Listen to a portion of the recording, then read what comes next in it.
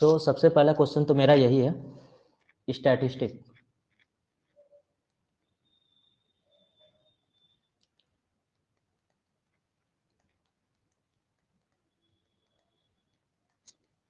Statistic का मतलब क्या होता है, कोई बता सकता है? अब तक मतलब क्या है पढ़ा है, स्टैटिस्टिक क्या होती है, एक लेमैन लैंग्वेज में हमको।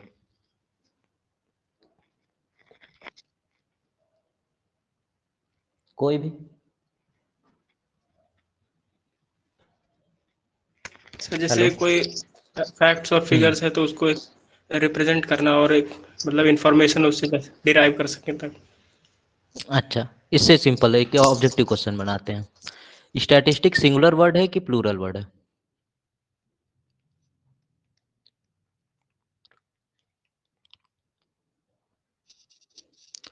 इसका आंसर सबको देना है।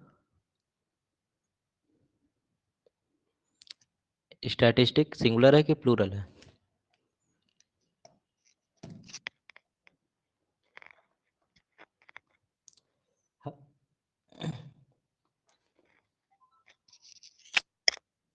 जल्दी जल्दी रिप्लाई करते हो, इतना समय नहीं है।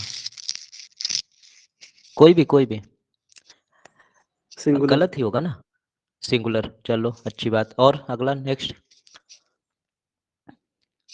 स्टैटिस्टिक सिंगुलर है कि प्लूरल? प्लूरल। सिंगुलर। बहुत सही। और लास्ट में एस लगा हुआ, क्या मतलब समझ रहे हो?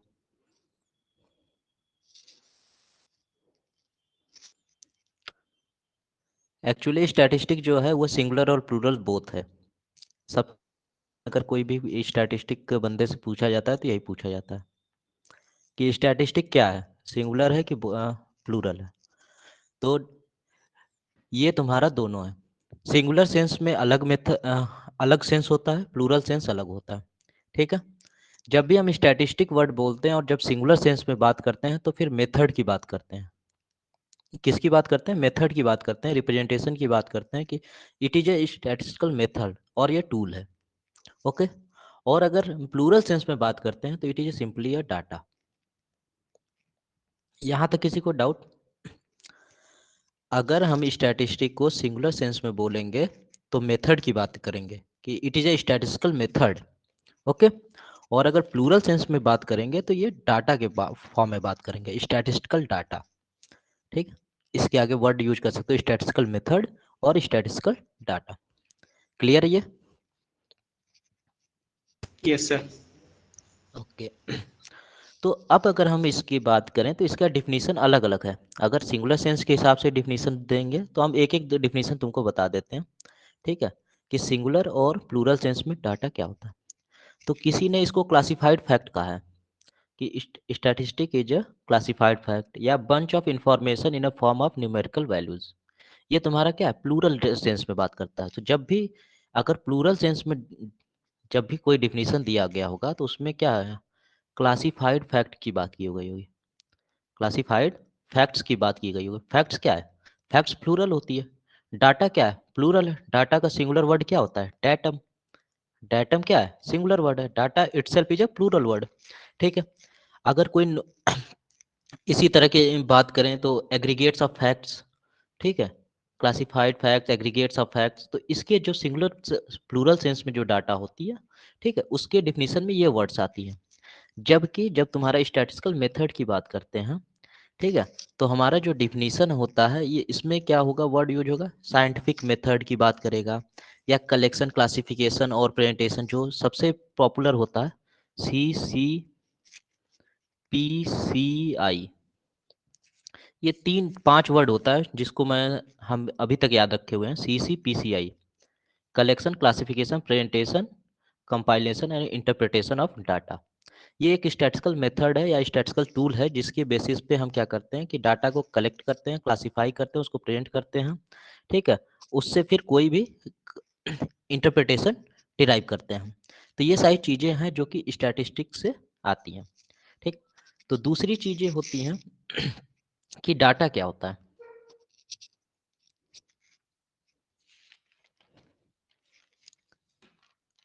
डाटा क्या है? सर ये CCPCI वर्थ है सर, ये क्या है? ये है तुम्हारा, इस चीज को तुम लिख लो, अभी लिखाएंगे थोड़ा, कलेक्शन कर लो। एक मिनट।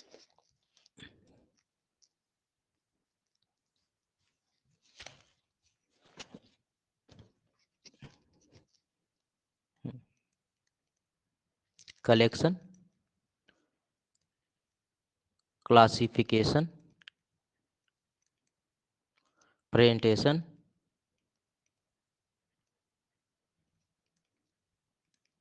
एक शायद कंप्यूटेशन है, सी का चेंज कर देख लेना, और आई से जो है इंटरप्रिटेशन होता है सर। ठीक है, तो ये तुम्हारा क्या, ये कुछ जो स्टैटिस्टिकल में हम लोग करते हैं। तो सबसे पहली बात कलेक्शन करेंगे, क्लासिफिकेशन करेंगे, फिर टेबुलेशन करते हैं, फिर उसके बाद इंटरफेरेंस होता है या इंटरप्रिटेशन करते हैं कि डाटा से ये चीज़ें, ये डाटा ये हमको ये जानकारी देती है। ठीक। सो अगली चीज़ जो है, फादर कौन है स्टैटिस्टिक का? Father of statistic. Fisher. Okay, पूरा नाम?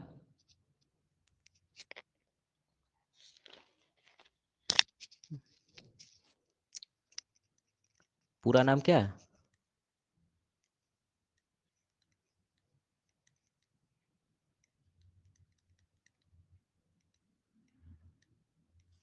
Are A Fisher. ठीक। ये कौन है फादर ऑफ? कौन है भाई? Statistics. Father of statistic. Statistics. Okay, father of Indian statistic.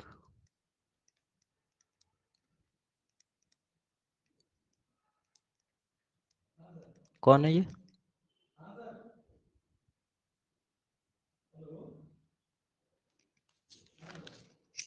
कोशिश, ये तो कभी सुना नहीं होगा ना।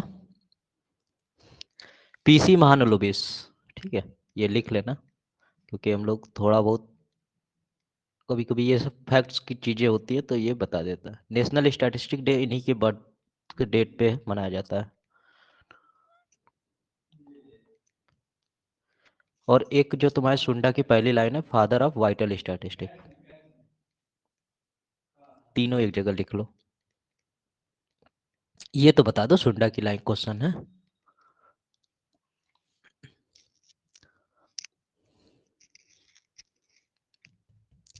कोई भी देख के ही बता दो। Father of vital statistic.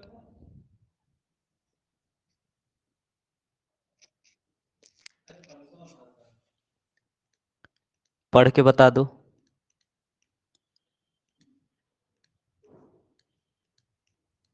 बताना है चाहे किसी भी तरीके बताओ, कोई मतलब नहीं है कि देख के बता रहे हो याद करके बता रहे हो। कौन है?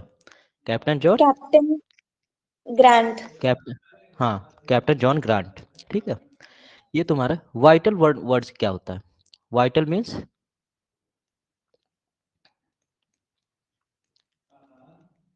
लिविंग, किसी भी लिविंग थिंग्स की या ह्यूमन पॉपुलेशन की स्टडी या कोई भी चीज़ों की स्टडी इन्होंने सबसे पहले स्टार्ट किया था, इसलिए इनको फादर ऑफ वाइटल स्टैटिस्टिक भी कहते हैं। तो कुल मिला जुला के तुमको ये तीन फादर याद रखने, और एक अगले जो फादर है, father of modern statistic.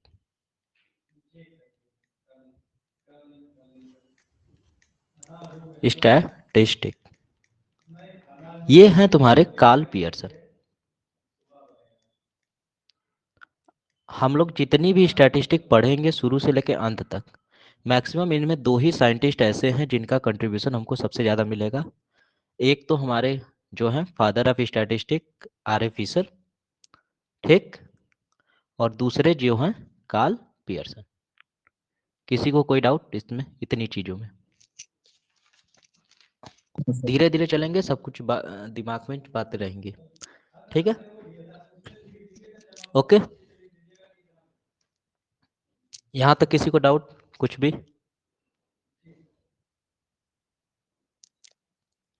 Yes no तो बोलते जाओ, हमको वेट करना तो पड़ेगा। हाँ, इसके बाद तुम्हारा है कि स्टैटिस्टिक वर्ड जो है, ये कहाँ से आया है? जैसे हम लोग पढ़ते हैं ना जनरली, जो जहाँ पे लॉजी वर्ड आती है, ठीक है, उसको हम लोग ग्रीक बोल देते हैं, ठीक है। जैसे हमारा क्या है, कोई भी लॉजी है, ठीक है, और जहाँ पे कल्चर वर्ड आ जाता है वो लैटिन होता है, हॉर्टिकल्चर है, ठीक है। इसमें तुम्हारा जो भी है लॉजी है। स्टैटिस्टिक किस तरीके का वर्ड है? तो जनरली ये तुम्हारे तीन जगह से इसकी मीनिंग है, एक लैटिन भी है, जर्मन भी है, और इटैलिक भी है। क्योंकि पहली क्लास है, थोड़ी थोड़ी चीज़ें, फैक्ट्स वाली चीज़ें नोट कर लो। हालांकि ये सब चीज़ें एग्जाम में अब तो नहीं पूछी जाती, ठीक है, लेकिन ये जो पिछली स्लाइड्स में पढ़ा है, इनमें से एक दो तो पूछे, ये तीन तो पूछता है, ये नहीं पूछता है। तो एक तो ये क्वेश्चन सबसे ज़्यादा इंपॉर्टेंट है, स्टैटिस्टिक वर्ड, ठीक। तो इन सब चीज़ों को थोड़ा नोट करते जाओ। और तीसरी जो है इटालियन, तो हमको याद करना होता है, तो मैं ऐसे GIL करके, गिल करके, एक प्लेयर है, ठीक है, शुभमन गिल। तो वहां से क्या, जर्मन, इटैलिक और लैटिन तीनों वर्ड से आया है। और तीनों का इसका मतलब जो होता है, इसने बोला था स्टेटस, स्टैटिस्टिक को स्टेटस बोला था, जर्मन में स्टैटिस्टिका बोला था, और इटालियन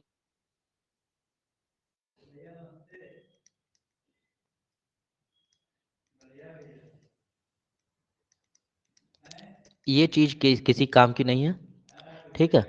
जो काम की चीज है कि स्टैटिस्टिक का मतलब क्या होता है, अभी तक मीनिंग क्या होती है स्टैटिस्टिक की। तो स्टैटिस्टिक का मतलब होता है पॉलिटिकल स्टेट,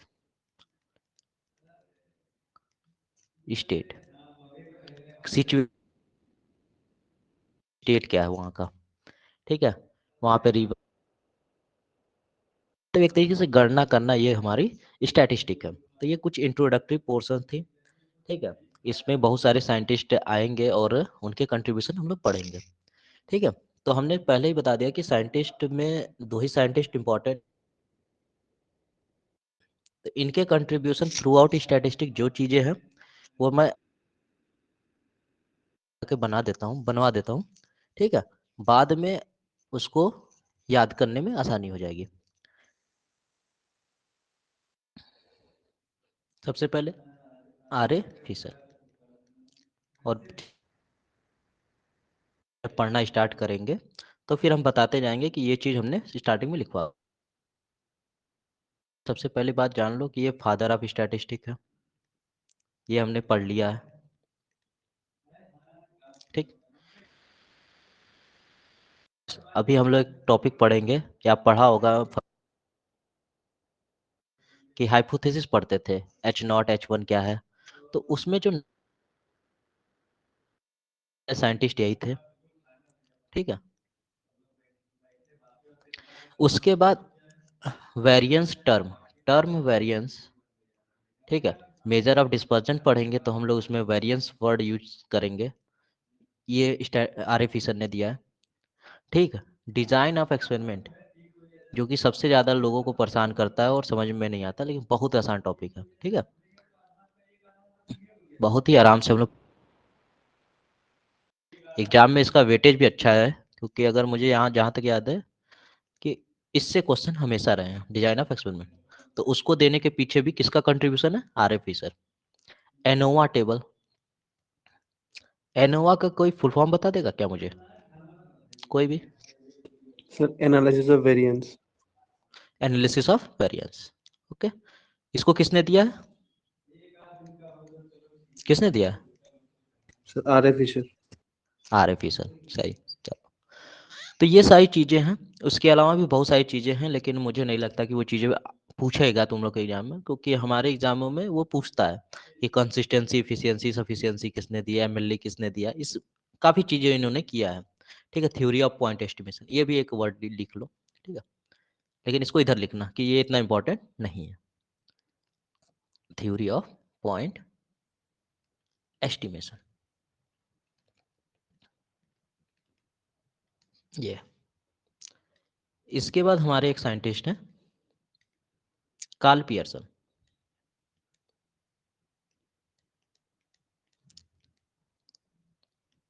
ठीक है, पियर्सन। इन्होंने सबसे पहले क्या दिया, इनका यही क्वेश्चन सबसे ज्यादा पूछता है, स्टैंडर्ड डेविएशन। ये भी क्या है, अगर हम इसका स्क्वायर कर देते हैं तो वेरिएंस हो जाता है। जैसे ये अगर क्या है हमारा सिग्मा स्क्वायर है, तो सिग्मा जो है हमारा स्टैंडर्ड डेविएशन, इसको हम लोग पढ़ेंगे डिस्पर्जन में, जब डिस्क्रिप्टिव मेजर्स पढ़ेंगे तो इसमें डिटेल से पढ़ेंगे। ठीक, दूसरी बात क्या है, goodness of fit.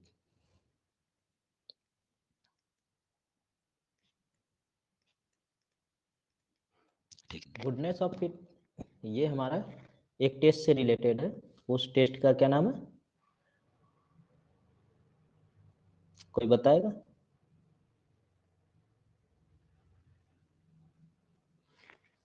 Chi square test. Okay, इसको भी पढ़ेंगे जब हम एप्लीकेशन ऑफ टेस्ट पढ़ेंगे तब। उसके बाद एक अगला है कर्टोसिस, ये हम उसमें पढ़ेंगे डिस्पर्जन में। ये चीजें अभी लिख लो, क्योंकि जब हम चैप्टर वाइज पढ़ेंगे तो फिर ये चीजें क्लियर रहेंगे। कोरिलेशन कोफिशिएंट सबसे ज़्यादा इंपॉर्टेंट है, स्टैंडर्ड डेविएशन और कोरिलेशन कोफिशिएंट, ये क्वेश्चन जरूर पूछता है साइंटिस्ट के लिए नाम से, कोरिलेशन कोफिशिएंट। इसको कहीं स्मॉल आर से दिखाते हैं, कहीं कैपिटल आर से दिखाते हैं, लेकिन जनरली जो स्टैंडर्ड नोटेशन है इसका स्मॉल आर है। ठीक है, वो बताएंगे कि कैपिटल आर किसके लिए होता है और स्मॉल आर किसके लिए होता है। और इसके अलावा तो मुझे नहीं लगता कुछ और भी है। एक पॉइंट और लिख सकते हो, कोफिशिएंट ऑफ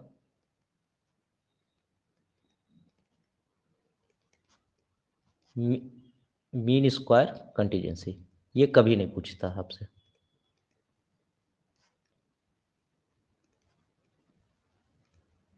ठीक, जैसे मैंने इसको साइड में लिखा है उसी तरह आप ऐसे लिख सकते हो, बाकी चीज़ें पूछने के चांसेस अच्छे खासा है।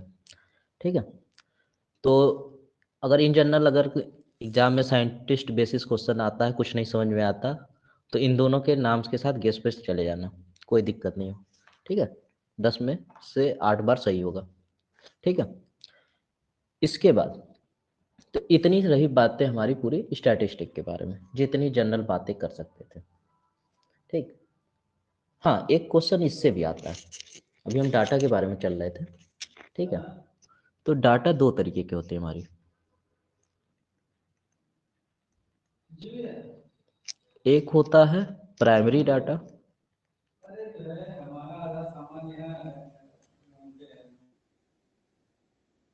दूसरी है सेकेंडरी डाटा। कोई ट्राई करेगा क्या होता है,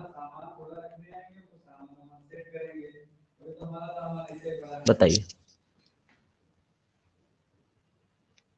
कोई बताएगा प्राइमरी डाटा क्या होता है, सेकेंडरी डाटा क्या होता है? सर प्राइमरी डाटा मतलब सर जो एक्चुअल में जो फील्ड में जाके जो एक्चुअल में डेटा कलेक्ट करते हैं, फिर उसको अगर जैसे दूसरा पर्सन उसको यूज करके कुछ अलग से अपना डेटा दिखाए तो वो सेकेंडरी डेटा हो जाएगा। बिल्कुल सही है। ठीक, और कोई कुछ ऐड करना चाहता है?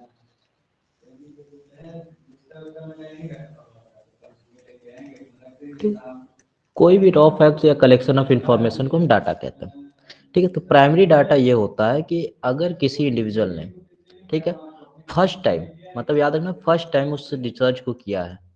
ठीक है, किसी ने फर्स्ट टाइम, अभी तक वो ना कभी आई थी ना कभी उस तरीके की स्टडी की गई थी, किसी ने पहली बार जाके स्टडी की, तो वो क्या है, प्राइमरी डाटा। जैसे कि अगर मान लो कि कोविड आई, ठीक है, कोविड के में कितने लोग मर रहे हैं, ठीक है, इससे पहले तो कोविड आई नहीं थी, और इस तरीके की स्टडी पहले हुई नहीं थी। तो जो इस बार जो किसी इंडिविजुअल ने ये डाटा कलेक्ट करेगा वो क्या है, प्राइमरी डाटा है। ठीक है, अब ये क्या है, प्राइमरी डाटा हो गई हमारी, कि इसको फ्रेश डाटा मान लो, एक तरीके से फ्रेश डाटा। और अगर मान लो कि सेकेंडरी डाटा क्या है, अब सेकेंडरी डाटा ये डाटा होता है कि अब क्या है कि कोई डाटा किसी ने पहले से कलेक्ट कर रखी है, और अब उस डाटा से हम अपने काम की चीज़ें निकाल रहे हैं, और निकाल के कोई नई डाटा दे रहे हैं। ठीक, जैसे कि अगर मान लो फर्स्ट वेव में इतने लोगों की डेथ हुई थी, सेकेंड वेव आया तो हमने क्या किया, फर्स्ट वेव में जो डाटा था या जो मोर्टेलिटी रेट थी उसके पैटर्न को स्टडी किया। ठीक है, और उसके हिसाब से हमने कोई सेकेंडरी डाटा या कोई कंक्लूजन दे दिया। या जैसे कोई रिसर्च वर्क है, थेसिस है, फॉरेन की कोई रिसर्च डाटा है, उसको उठा के हमने अपने रिसर्च में डाल दिया। तो ये इस तरीके की डाटा होती है सेकेंडरी डाटा। तो ये मान के चलो कि इसमें जो भी हमारा रिप्रेजेंटेटिव होगा या कलेक्टर ऑफ डाटा होगा वो उसने मेहनत नहीं की है, ठीक है। उसने क्या किया, कलेक्ट किया है।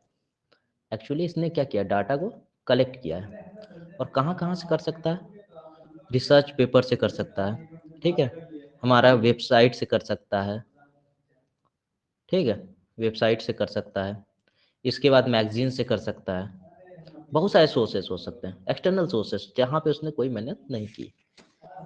अब क्या है, प्राइमरी डाटा कैसे कलेक्ट करेगा, प्राइमरी डाटा कैसे कलेक्ट करते हैं, आप जाओगे, ठीक है, किसी के फील्ड पे जाओगे, मतलब फील्ड एक्सपेरिमेंट करोगे, किसी का पर्सनल इंटरव्यू लेते हो, ठीक है, किसी से मेल करके क्वेश्चन करके कुछ भी करते हैं।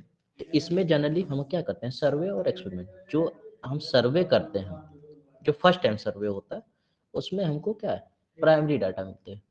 अब दूसरा क्या, एक्सपेरिमेंट करते हैं, तो जो एक्सपेरिमेंट का रिजल्ट है वो क्या हमारे लिए पहले प्राइमरी डाटा है, ठीक है। तो ये सब चीज़ें जो है प्राइमरी डाटा कलेक्ट करने के तरीके यही होते हैं, या तो सर्वे करता है इंसान, या तो हम क्या करते हैं, एक्सपेरिमेंट करते हैं। जब हम डिजाइन ऑफ एक्सपेरिमेंट से शुरू करेंगे तो यहीं से बात स्टार्ट करेंगे कि स्टैटिस्टिक को हम दो पार्ट में स्टार्ट पढ़ते हैं। एक तो सैम्पलिंग, ठीक, सैम्पलिंग में जिसमें हम क्या करते हैं, सर्वे करते हैं, ठीक, या तो कंप्लीट इनोवेशन जिसमें सेंसस होता है। सैम्पलिंग में दो चीज़ें होती है, एक सेंसस होता है, एक क्या होती है, हम क्या करते हैं, सैंपल लेते हैं या सर्वे करते हैं। कि अगर हम पूरे एक एक इंडिविजुअल को स्टडी करते हैं तो ये सेंसस हो जाता है। जैसे कि हम जनगणना करते हैं तो हर एक आदमी को जोड़ते हैं, तो ये हमारा सेंसस है।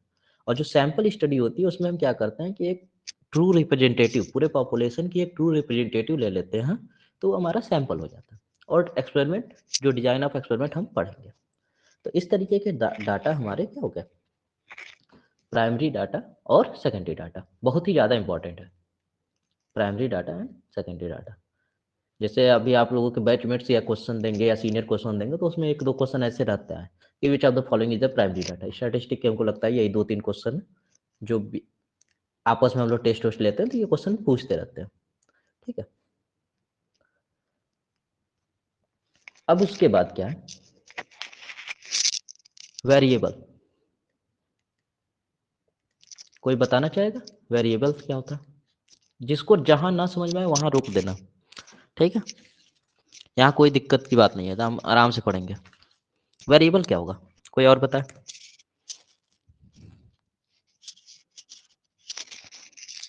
वेरिएबल मतलब क्या होता है, जब हम सुंडा पढ़ते हैं और सुंडा की पहली लाइन ही पर, मतलब जैसे वन लाइनर्स खत्म होते हैं उसके बाद एक वर्ड आता है वेरिएबल, स्टैटिस्टिक के डिफिनीशन के बाद। तो वेरिएबल क्या होता है,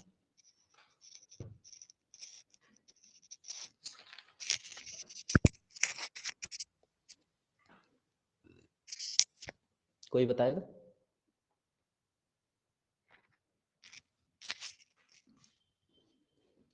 अच्छा, कांस्टेंट क्या होता है,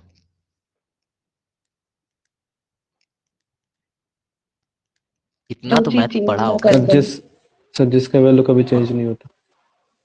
ओके, बस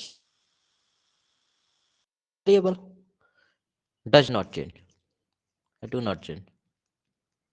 अगर अगर कि हमने a इज इक्वल टू 10 ले लिया, ठीक है, तो अर्थ पे भी इसकी वैल्यू 10 है, मून पे भी है, सन पे भी इसकी वैल्यू क्या है, 10 ही है, ठीक है। और वेरिएबल क्या है, वेरिएबल जो है इंडिविजुअल टू इंडिविजुअल वो चेंज करती है। वेरिएबल मतलब जो वेरी करे, ओके। अगर मैंने y is equal to 10x रख दिया, अगर x की वैल्यू हम वहाँ पे 1 रखते हैं तो यहाँ पे y की वैल्यू क्या हो जाएगी, 10। x की वैल्यू अगर 0 रखेंगे तो y की वैल्यू 0, x की वैल्यू 2 रखेंगे तो 20 हो जाएगी। मतलब मीन्स कि अगर हम एक चीज चेंज कर रहे हैं, ठीक है, मतलब कि अगर लोकेशन चेंज कर रहे हैं या इंडिविजुअल चेंज कर रहे हैं तो अगर वैल्यू वेरी कर जाती है उस चीज को हम कहते हैं वेरिएबल, ओके। तो ये वेरिएबल जो होती है हमारे दो तरीके के वेरिएशन देखने को मिलते हैं, ठीक है। एक तो क्या, डिस्क्रीट वेरिएबल, दूसरा कॉन्टिन्यूस। हम यहाँ से इसको क्या डिवाइड कर रहे हैं, discrete and continuous, okay. Discrete and continuous variable. अब तो चीजें समझ में आ गई कि कोई चीज वेरी करेगी, ठीक है। आदमी बूढ़ा हो रहा है, हम लोग भी बूढ़े हो रहे हैं, हम भी डेली डेली कुछ ना कुछ वेरी कर रहे हैं, ठीक है। हाइट वेरी होगी या वेट वेरी होगा, अप होगा या डाउन होगा, कुछ भी वेरी होगा, ठीक है। तो अब ये बताओ कि डिस्क्रीट वेरिएबल क्या होता है।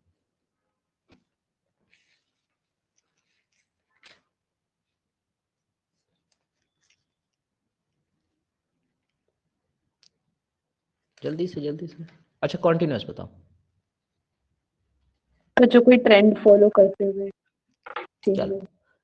हमको ये चीज़ नहीं मालूम, हम जो बताते हैं कि अगर कॉन्टिन्यूस वेरिएबल है तो एक बार पेन यहाँ रखे तो ऐसे ऐसे करके पेन नहीं उठाएंगे, वो मेरा कॉन्टिन्यूस वेरिएबल है, ठीक। और डिस्क्रीट तुम क्या होता है कि हम यहाँ गए पेन उठाना पड़ गया हमको, हमको क्या है पेन उठाना पड़ गया। मीन्स हमारा क्या कहने का मतलब है, अगर इसको मैथमेटिकल फॉर्म में बोलेंगे तो डिस्क्रीट में वो ओनली इंटीजर वैल्यू लेता है, not fraction, only integer value, okay. Fraction, fraction क्या होता है 1/2 या decimal value, okay, only integer value. जबकि कॉन्टिन्यूस में हमारा क्या होता है integer plus fraction value. Clear है सबको? ओके। Yes sir. हाँ अब देखो एग्जाम्पल बताते हैं, ये कभी कभी हमसे पूछता है डिस्क्रीट वेरिएबल का एग्जाम्पल बताओ, कॉन्टिन्यूस वेरिएबल का एग्जाम्पल बताओ। तो किसी ने सुना है क्या कि मेरे यहाँ 2.5 आदमी आए थे काम करने, 2.5 लेबर्स, या आज मेरे यहाँ 3.5 ट्रैक्टर आके जुताई करके गए? ऐसा तो हम बोलते नहीं हैं, क्या बोलते हैं? No sir. No sir. Yes sir. या अभी तो शादी का सीजन है तो क्या वो बोलोगे कि आज मेरे यहाँ मतलब 30.5 बाराती आएंगे? ऐसा तो नहीं है। तो डिस्क्रीट वेरिएबल्स में हम क्या मेजर करते हैं, हम मेजर करते हैं लेबर की संख्या, ओके। फार्म मशीनरी, ट्रैक्टर तो कभी हाफ क्वांट नहीं करोगे ना, फार्म मशीनरी, ठीक। ये सब चीज़ें जो हैं जो कि केवल केवल इंटीजर वैल्यू लेती हैं, कभी भी ये तुम्हारा कभी भी फ्रैक्शन वैल्यू नहीं लेंगे, ओके। अब देखो फील्ड में हम जब जाते हैं तो क्या हाइट है, वेट है, इसमें तो बोल सकते हैं ना 5 फुट 6 इंच हाइट है या 60.4 किलो है, मतलब इतना किलो इतने ग्राम, तो ये चीज बोल सकते हैं कि नहीं इसमें? Yes sir. या तो जो ईल्ड है ये तो बोल सकते हैं। ईल्ड को तो हम क्या है कॉन्टिन्यूस वेरिएबल है, अगर हम बोल दें नंबर ऑफ टीलर्स, नंबर ऑफ टीलर्स से मेरा क्या होगा सर डिस्क्रीट। डिस्क्रीट। कभी तो ये नहीं बोलोगे ना 3.5 टीलर है क्योंकि आधा टूट गया था, ठीक है। जब भी काउंट करेंगे हमें उसमें बात करेंगे। तो ये कुछ वेरिएबल्स होते हैं कि आपको दिमाग में सेट रखना है कि डिस्क्रीट वेरिएबल क्या है, कॉन्टिन्यूस वेरिएबल क्या है। क्योंकि अभी हम जब डिस्ट्रीब्यूशन पढ़ेंगे, डिस्ट्रीब्यूशन नाम से आता है जिसमें बायनोमियल आपने देखा होगा, ठीक है, या नॉर्मल डिस्ट्रीब्यूशन पढ़ा होगा, तो इस चीज़ का हम यूज करेंगे वहाँ पे। यहाँ पे बेसिक एकदम क्लियर होना है कि वेरिएबल्स एक ऐसी चीज़ होती है जो वेरी करती है। और देखो जो चीज़ कांस्टेंट है उसकी स्टडी का क्या फ़ायदा, अगर कोई एक लड़का है, ठीक है, वो हमें हर एग्जाम में 100 ला रहा है तो उसके एग्जाम लेने का क्या ही मतलब है। अगर किसी का परफॉर्मेंस जज करना है जो वेरी करे, टेस्ट का मतलब है कि अगर कोई वेरी कर रहा है, क्या चीज़ चल रही है, उस चीज़ की स्टडी करने में हम कुछ कंक्लूजन दे सकते हैं कि अगर कोविड ऐसे स्प्रे कर रही है तो किस तरीके से वेरी कर रही है, एक रीजन से एक रीजन से कैसे वेरी कर रही है, एक इस टेम्परेचर जोन पे कैसे वेरी कर रही है, उस टेम्परेचर जोन पे कैसे वेरी, तो ये है। और उसी में फिर हमारा क्या डिस्क्रीट और कॉन्टिन्यूस वेरिएबल्स होते हैं। तो ये एग्जाम्पल आप लोग लिख लेना कि डिस्क्रीट वेरिएबल के क्या एग्जाम्पल होंगे और कॉन्टिन्यूस वेरिएबल के क्या एग्जाम्पल होंगे। क्लियर है? और ये ग्राफ कोई भी एकदम पिन पॉइंटेड, अगर कोई कह देगा कि आप क्या है कॉन्टिन्यूस वेरिएबल क्या होता है, जिसको बिना पेन उठाए बना दे वो कॉन्टिन्यूस वेरिएबल, और जिसमें पेन उठाना पड़े, ये पेन कहाँ उठ रहा है फ्रैक्शन वैल्यू पे उठ रहा है, फ्रैक्शन वैल्यू पे इसकी वैल्यू कुछ नहीं होती है, okay, only integer value. Clear? इतनी चीजें क्लियर हुई? यस। बहुत बेसिक से चल रहे हैं हम लोग। इसके बाद आती है एक चीजें क्वालिटेटिव एंड क्वांटिटेटिव डाटा। हालांकि डाटा को क्लासिफिकेशन किया जाए तो हमारा 4 तरीके का होता है, ठीक है, लेकिन उसमें जो इम्पोर्टेंट है वो बता, एक जियोग्राफिकल है,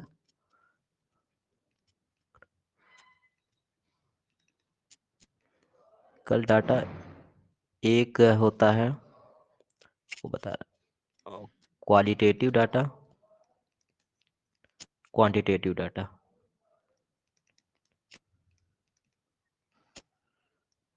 टेम्पोरल डाटा, या इसका लिए कोई एक वर्ड है, मैं स्किप कर रहा हूँ, दिमाग से निकल रहा है।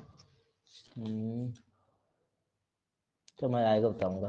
ठीक है, इसमें जैसे ईयर के बेसिस पे या सेंसस की डाटा की बेसिस की स्टडी करते हैं कि इस ईयर में क्या यील्ड रहा था, इस टाइम में क्या था, मतलब ये टाइम बेसिस पे होता है। ठीक है, ये टाइम बेसिस पे होता है, क्लासिफिकेशन बेस्ड ऑन टाइम। और geographical data it is based on location. Okay, and qualitative and quantitative data, ये इंपॉर्टेंट है थोड़ा। ओके, तो qualitative data and quantitative data, कोई बताएगा मुझे क्या होता है?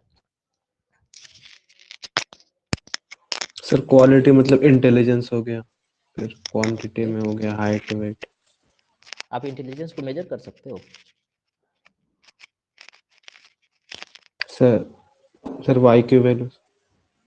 आईक्यू वैल्यू नहीं, ऐसे है जैसे क्वालिटेटिव डाटा है, कोई भी बहुत ज़्यादा, मान लो इंटेलिजेंस छोड़ो, ब्यूटीफुल, ऑनेस्ट, क्या आप इस किसी को मेजर कर सकते हो कि इसकी ये ब्यूटीफुल इतना है, या एग्जैक्ट वैल्यू का आप मेजर कर सकते हो उसको? No sir. No sir. तो यही है कि क्वालिटेटिव डाटा को हम कभी भी, क्वालिटेटिव वेरिएबल्स या डाटा बोल लो, क्वालिटेटिव वेरिएबल एक ऐसी वेरिएबल है जिसकी न्यूमेरिकल वैल्यू हम किसी स्केल पे मेजर नहीं कर सकते, या can not be measured. Simple सी बात, क्वालिटेटिव डाटा ऐसे डाटा होते हैं जिसको हम मेजर नहीं कर सकते ऑन एनी स्केल। ठीक है,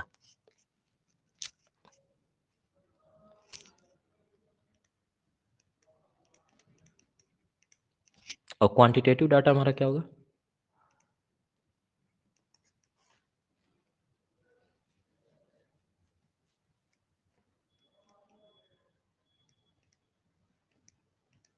क्या होगा? Can be measured.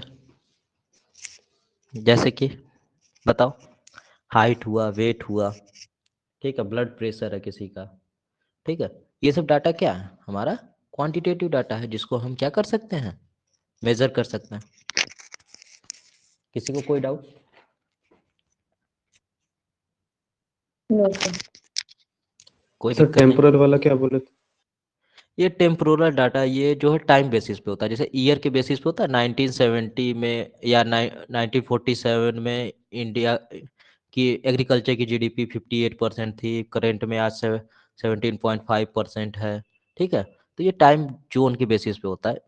इसके लिए तो एक वर्ड मेरे दिमाग से स्किप कर रहा है, हालांकि टेम्पोरल वर्ड भी यूज कर सकते हो कि temporal data based on the time, या द वेरिएबल्स और data which very with the times.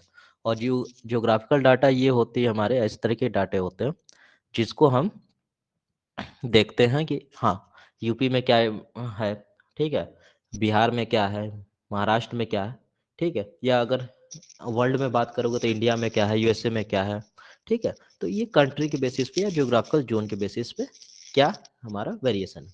Okay, तो ये सब चीज़ें तुम्हारे डाटा की। तो डाटा के हमने यहाँ पे जितनी भी चीज़ें पढ़ी, ये हमने अभी तक जितनी भी चीज़ें पढ़ी हैं, कलेक्शन पढ़ा है। जो पहला स्टेप था हमने बताया था कलेक्शन ऑफ डाटा। तो डाटा जो हम कलेक्ट करते हैं, इन इन चीज़ों पे कलेक्ट करते हैं। अभी तक हमने इसको क्या किया? कलेक्शन किया। अगला स्टेप हमारा क्या है? क्लासिफिकेशन। डाटा का हम क्या करेंगे? क्लासिफिकेशन करेंगे। अगला स्टेप हमारा है क्लासिफिकेशन। अब क्लासिफिकेशन का मतलब क्या होता है? कोई बताएगा मुझे, क्लासिफिकेशन का मतलब क्या होता है?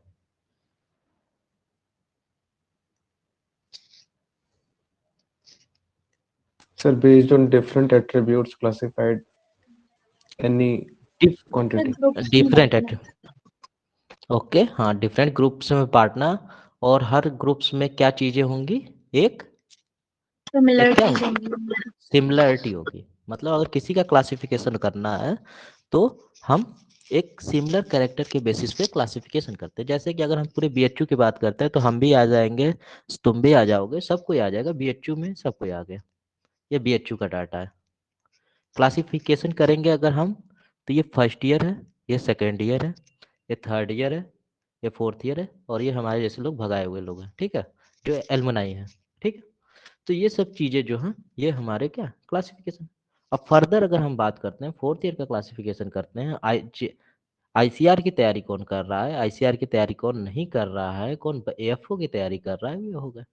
आईसीआर में कौन कितना कर रहा है, कौन इकोनॉमी का कर रहा है, कौन उसकी कर रहा है, कौन स्टैटिस्टिक कर रहा है, ये हमारा क्या है further.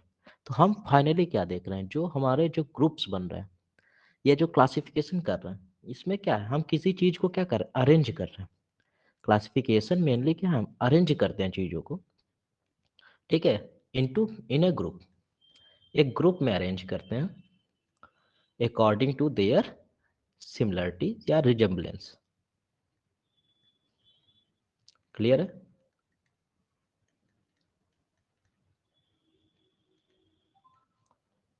Clear?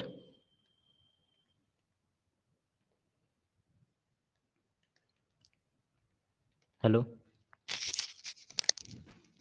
Yes, sir. Okay. ठीक है, तो ये चीज़ हो गई हमारी क्लासिफिकेशन। अब क्लासिफिकेशन जो होता है, हाँ, क्रोनोलॉजिकल वर्ड, यहाँ पे क्रोनोलॉजिकल हो, अभी दिमाग में आया, क्रोनोलॉजिकल डाटा। ओके, सो जो क्लासिफिकेशन होता है ये हमारा इन्हीं 4 बेसिस पे होता है। अगर डाटा का है, इन्हीं 4 बेसिस पे होता है।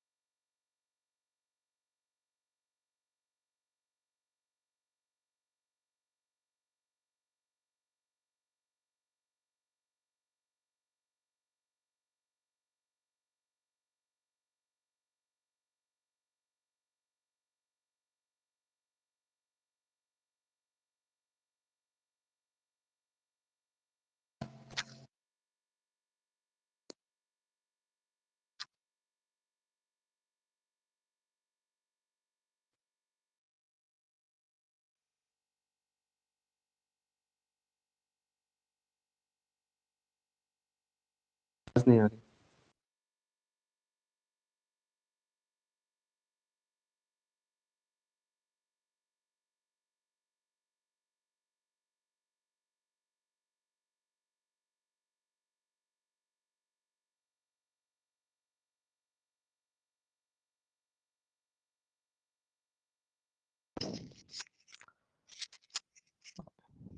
हेलो, आवाज आ रही है? Yes, sir.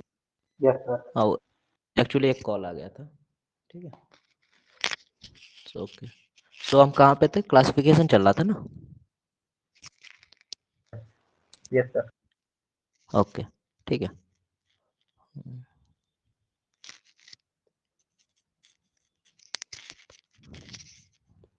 एक मिनट।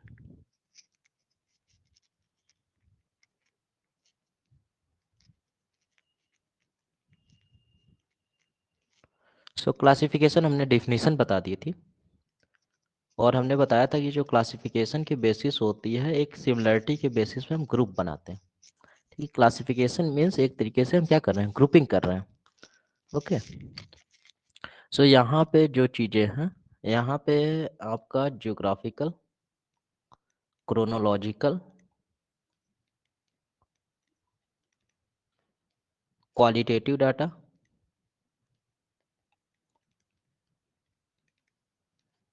And quantitative. सो आपसे कभी कोई पूछेगा कि कितने मोड्स ऑफ क्लासिफिकेशन होते हैं, कि मोड्स ऑफ क्लासिफिकेशन कितने होते हैं, तो कितने होते हैं हमारे, कितने होंगे? 4। 4। ठीक। ज्योग्राफिकल क्लासिफिकेशन जिसमें एरिया रीजन के भी अकॉर्डिंग करेंगे, क्रोनोलॉजिकल क्लासिफिकेशन जिसमें ईयर डेट के हिसाब से करेंगे, क्वालिटेटिव डाटा जिसमें कलर के बेसिस पे कर लिए, किसी के क्वालिटी के बेसिस पे कर लिए, ठीक है, और क्वांटिटेटिव डाटा जिसको हम जो कि हम ज़्यादा स्टडी करेंगे, सबसे ज़्यादा जो हम स्टडी करेंगे, जिसमें हम पढ़ेंगे, जो माथा पच्ची है, सब इसी डाटा की स्टडी होती है। ठीक है, हमारा मतलब स्टैटिस्टिक जो है 90% इसके क्रॉस रहता है, रेस्ट 10% इसमें आता है क्वालिटेटिव डाटा। ओके।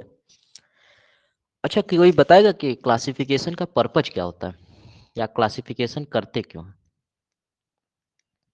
छोटी छोटी चीजें हैं लेकिन जाननी चाहिए, थ्योरेटिकल चीजें हैं लेकिन जानो स्टडी को क्या होता। सिंप्लीफाई करने के लिए। सबसे अच्छा यही है कि सिंप्लीफाई करता है, और जब कोई चीज़ सिंपल हो जाती है तो फिर हम कंपेयर कर सकते हैं, ठीक है, रिलेशनशिप निकाल सकते हैं, और फर्दर जो भी चीज़ें करते हैं वो हमारे लिए आसान हो जाएगा। तो क्या एक बेसिस प्रोवाइड करता है, एक जो इम्पोर्टेंट चीज़ है, basis for tabulation. Basis for tabulation जो हमारा अगला वर्ड है, हमने एक वर्ड यूज किया था प्रेजेंटेशन। ओके, प्रेजेंटेशन वर्ड हमने यूज किया था ना। तो प्रेजेंटेशन क्या है, किसी एक फॉर्म में हम प्रेजेंट करेंगे, या तो ग्राफ्स के फॉर्म में प्रेजेंट करेंगे, या तो किस फॉर्म में करेंगे, टेबल के फॉर्म में करेंगे। तो अगली जो चीज हम पढ़ेंगे वो क्या है, प्रेजेंटेशन।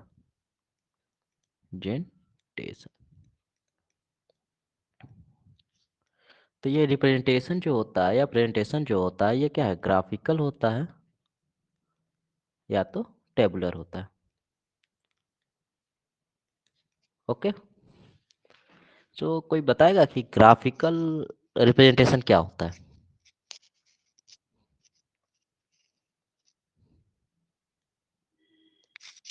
क्या होता है ग्राफिकल रिप्रेजेंटेशन?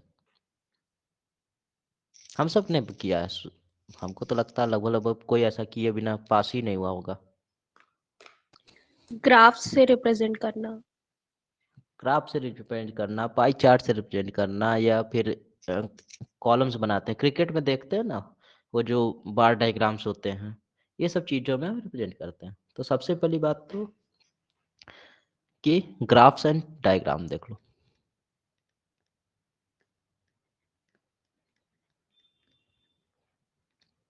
बड़ा टॉपिक है लेकिन मैं छोटे में बताऊंगा कि डायग्राम देने से देखो तुमको पूरा डाटा पढ़ने की जरूरत नहीं होती। अगर यार हमको कोई पूछे कि किस ओवर में सबसे ज्यादा रन गया है, तो हमको बहुत ज्यादा देखने की जरूरत नहीं, ग्राफ देखेंगे, उसका सबसे ऊंची वाली जो ग्राफ होगी उसी को देख लेंगे और बता देंगे किस ओवर में गया है।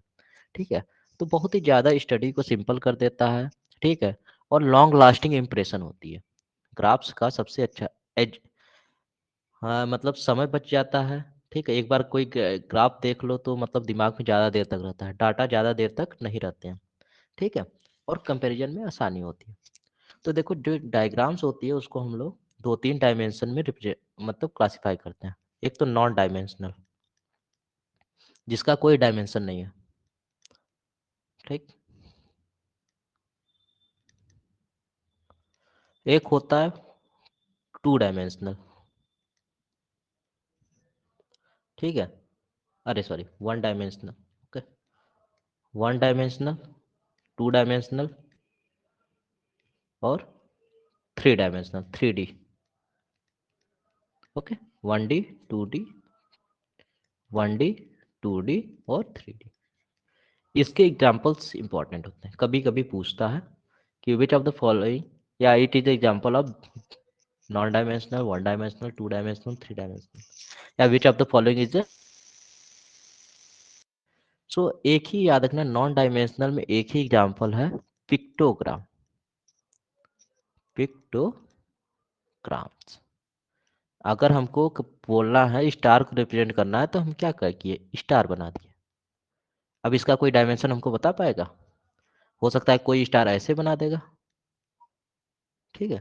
तो पिक्टोग्राम्स क्या है, नॉन डायमेंशनल डायग्राम्स आता है, ये सबसे ज्यादा पूछा जाता है, इंपॉर्टेंट है।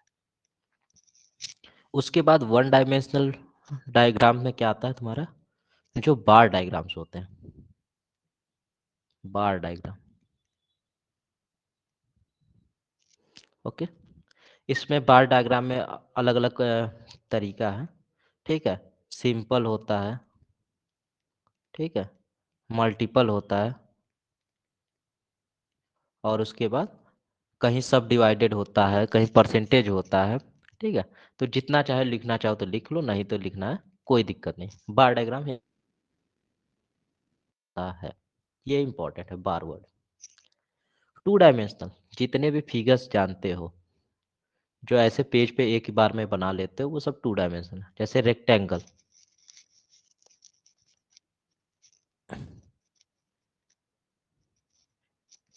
ये इस तरीके से हम लोग बनाते हैं रेक्टेंगल। स्क्वायर, अब तो इतना तो मुझे मालूम है कि किसी को ये चीज़ नहीं बतानी होगी कि रेक्टेंगल क्या होता है, स्क्वायर क्या होता है, और ये चीज़ पूछेगी भी नहीं, और नहीं भी पता है तो कोई दिक्कत नहीं है, तुम्हारे एग्जाम में इसका कोई इशू। हाँ, ये इसमें जो सबसे इंपॉर्टेंट है पाई चार्ट, ठीक है। जो चोको पाई आती है उसको कहीं कोई थ्री डायमेंशनल मत समझ लेना, ये जो है टू डायमेंशनल होता है, जिसमें हम लोग ऐसे करके परसेंटेज में रिप्रेजेंट करते हैं ना, ठीक। ये क्या है, हमारा पाई चार्ट है। एक पिक्टोग्राम याद रखना, एक पाई चार्ट याद रखना, ठीक है। इसके बाद यहाँ पे सारी चीजें थ्री डायमेंशनल, स्फीयर है, क्यूब है, क्यूबाइड है, अरे हाँ क्यूबाइड है, सिलेंडर है। तो ये चीजें नहीं पूछता, हमको लगता है ये ग्राफ्स डायग्राम से क्वेश्चन रहता है, तो या तो पिक्टोग्राम पूछता है या तो पाई चार्ट पूछता है, ठीक है। और कभी कभी हाँ पूछ देता है बेटा द फॉलोइंग जब वन डायमेंशनल डायग्राम, तो उसमें वो कंफ्यूज करने के लिए पाई चार्ट लिख देगा, सब कुछ लिख देगा, तो लोग कहीं पिक्टोग्राम मार देंगे, कहीं वो कर देंगे, लेकिन आपको बार डायग्राम मारना है, ठीक है। यहाँ तक कोई डाउट?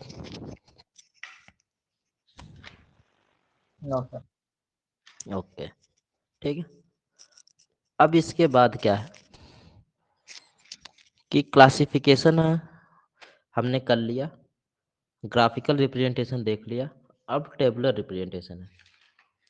अब हमको क्या करना है, टेबुलर रिप्रेजेंटेशन करना है, ठीक है। तो टेबुलर रिप्रेजेंटेशन क्या होता है, हम क्या करेंगे, सीधी बात है, टेबल बनाना है। टेबल बनाने के लिए मतलब हमको क्या चाहिए, क्लास इंटरवल। एक एक टर्म का अपना अलग अलग मतलब है।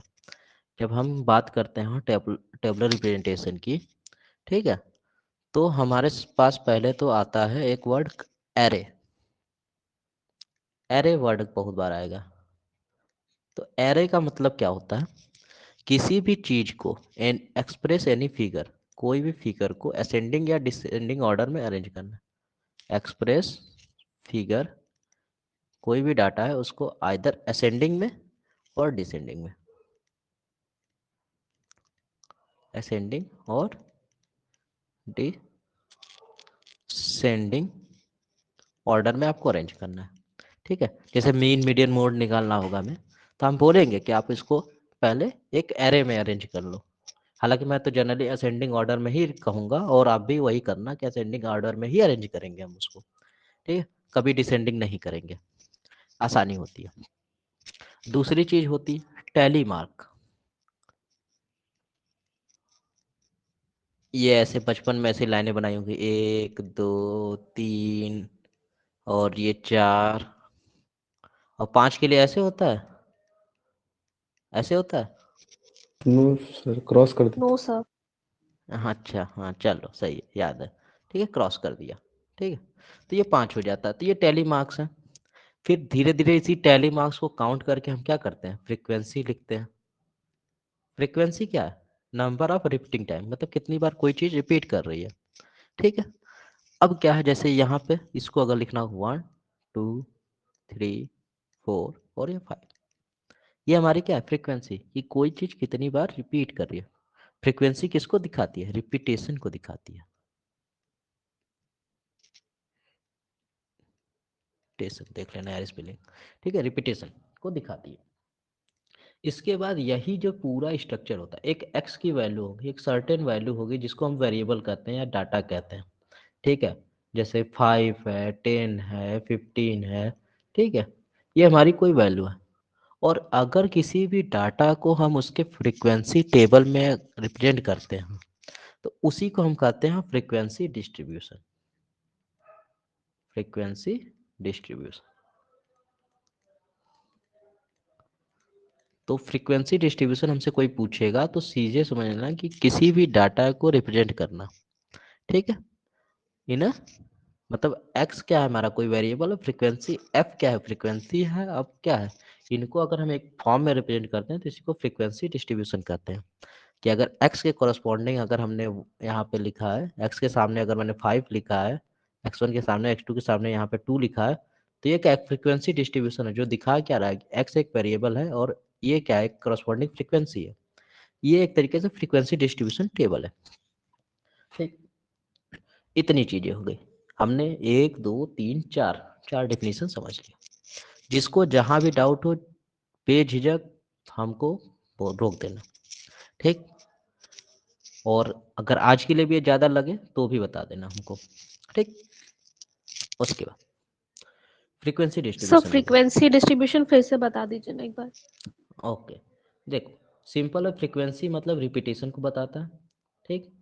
अगर हम किसी भी जगह पे वेरिएबल मतलब जो भी एक्स की वैल्यू है और उसके करस्पॉन्डिंग उसकी फ्रीक्वेंसी, ये जो लिख उसको मतलब एक अरेंज फॉर्म है, जैसे ये देखो हमारा क्या है वेरिएबल ऐसे है 1 2 3 1 5 6 1 2 5 उस ओके। ये हमारे पास क्या है एक ये तो क्या है डाटा है, ठीक है, जो हमने कलेक्ट किया है 1 2 3 4 5 6 7 8 9 और 10, ये हो गया। अब ये क्या है फ्रीक्वेंसी डिस्ट्रीब्यूशन, ये इतना बड़ा डाटा है, इसको फ्रीक्वेंसी डिस्ट्रीब्यूशन कैसे कहेंगे। हमने 1 2 3 5 और 6 लिख दिया, इतने ही नंबर तो आए हैं, बाकी तो 1 तो रिपीट किया, 1 कितनी बार रिपीट किया 3 टाइम्स, इसके करस्पॉन्डिंग फ्रीक्वेंसी 3 हो गई। 2 कितनी बार रिपीट किया 2 टाइम्स किया, ठीक है। 3 कितनी बार रिपीट किया 2 टाइम्स रिपीट किया। 5 कितनी टाइम्स रिपीट किया 2 टाइम्स रिपीट किया। 6 कितने टाइम रिपीट किया एक ही बार रिपीट किया। तो ये क्या हमने पूरे वेरिएबल को एक फ्रीक्वेंसी के अकॉर्डिंग हमने अरेंज कर दिया, तो यही उसका क्या है फ्रीक्वेंसी डिस्ट्रीब्यूशन हो गया। क्लियर। इसको अगर टैली मार्क से दिखाते तो ये भी ऐसी तरीके से हो जाता। तो ये अर्ली मैन की तरीके थे, हमने नंबर में उसको फ्रीक्वेंसी बोल दिया। क्लियर है,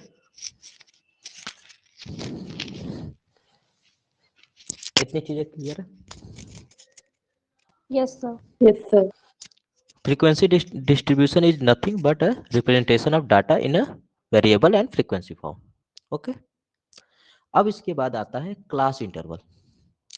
ये बहुत खतरनाक वर्ड है, क्लास इंटरवल। ओके। एक क्लास इंटरवल होता है, एक होती है क्लास लिमिट। ओके, बताएंगे दोनों। तो क्लास इंटरवल जो होता है वो क्या होता है,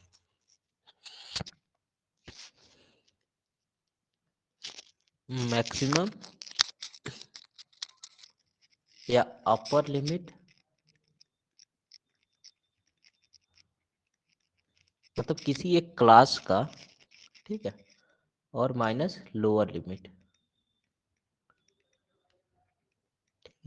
जैसे अगर मैं बोलता हूँ 0 से 5, 5 से 10, 10 से 15, और मैं इससे पूछूं कि क्लास इंटरवल इसका क्या है, तो इसकी अपर लिमिट जो है ये 5 है और इसकी लोअर लिमिट क्या है, ये 0 है। So class interval C I is equal to हमारी क्या हो जाती है यहाँ पे 5 माइनस 0 इज इक्वल टू 5। यहाँ पे भी निकालेंगे तो यहाँ पे भी 5 आएगी और यहाँ पे भी निकालेंगे तो 5 आएगी। तो ये एक तरीके से हमारा इक्वल क्लास इंटरवल का एग्जांपल है। ये क्या है, इक्वल क्लास इंटरवल का एग्जांपल है, इक्वल सी आई। लेकिन अगर हम यही करते 0 से 5, 5 से 15, 15 से 18, अब इसका क्लास इंटरवल निकालें तो यहाँ पे 5, यहाँ पे 10, यहाँ पे 3, तो ये क्या है, अनइक्वल क्लास इंटरवल है। तो इस तरीके से भी एक क्लासिफिकेशन हो जाएगी। कोई तो याद करने की जरूरत थोड़ी ना है कि अगर मान लो कि upper limit minus lower limit एक क्लास का अगर सेम नहीं आ रहा है, ठीक है, जैसे यहाँ पे 5 है और यहाँ पे 5 है, यहाँ पे 5 है, तो ये आपस में इक्वल है, तो इसलिए इसको इक्वल क्लास इंटरवल कहते हैं, या इस तरीके के क्लासिफिकेशन का इक्वल क्लास इंटरवल क्लासिफिकेशन कहते हैं। जबकि अगर ये इक्वल नहीं है तो हम इसको कहते हैं अनइक्वल क्लास इंटरवल। ओके, तो जनरली जब हम क्लासिफिकेशन करते हैं तो कोशिश करते हैं कि हमारा जो क्लास इंटरवल हो वो इक्वल होना चाहिए, या इसी को क्लास विथ भी कहते हैं। क्या कहते हैं हम लोग, क्लास विथ। ओके, यहां तक किसी को कोई डाउट?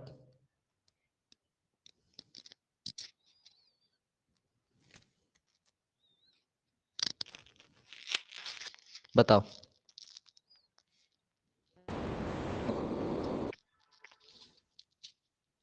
कोई डाउट है? No sir. Upper limit lower limit समझ में आया? ये अपर लिमिट है, ये भी अपर लिमिट है, ये भी अपर लिमिट है, इधर वाला लोअर लिमिट है सब। ओके, अब यहां से एक क्वेश्चन आता है या एक क्लासिफिकेशन आता है, exclusive class interval, inclusive class interval.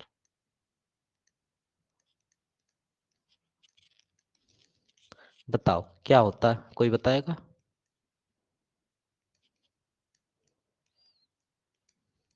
कोई भी। सर अगर अपर लिमिट और लोअर लिमिट मैच कर रहे हैं दो अलग अलग क्लासेस के, तो वो एक्सक्लूसिव इंक्लूसिव होता है अगर मैच कर रहे हैं तो। अगर मैच नहीं करे तो एक्सक्लूसिव होता है। हल्का सा उल्टा बोल दिया। अब अच्छा, देखो, उल्टा।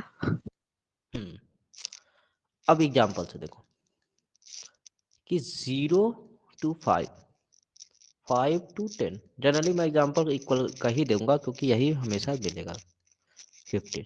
Okay, 0 to 4, 5 to 9, 10 to 14। Okay, यहाँ पे भी हम देख सकते हैं क्लास इंटरवल हमारा इक्वल है, यह भी इक्वल है। लेकिन इसको एक्सक्लूसिव क्लास इंटरवल क्या कहते हैं, क्योंकि आइदर देखो, इधर अपर लिमिट और lower limit value are excluded. Means क्या है कि इसमें हम कोई एक लिमिट को एक्सक्लूड कर देते हैं। ठीक, जनरली हम अपर लिमिट को एक्सक्लूड करते हैं।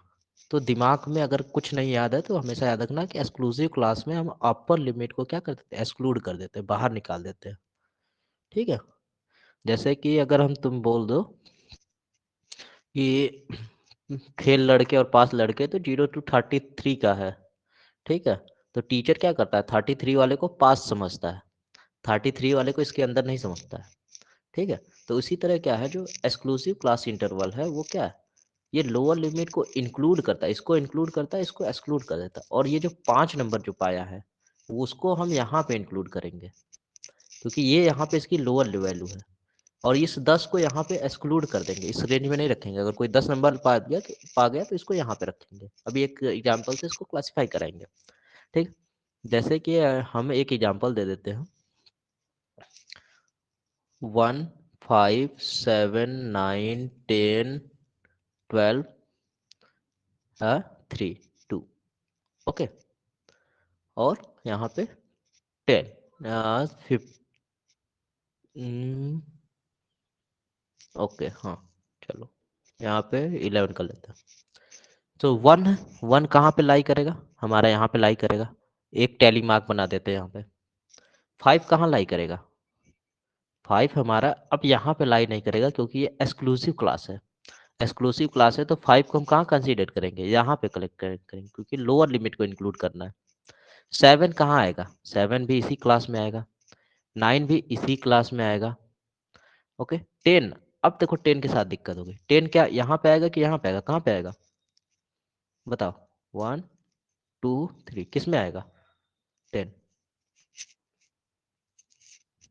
3 3 में आएगा।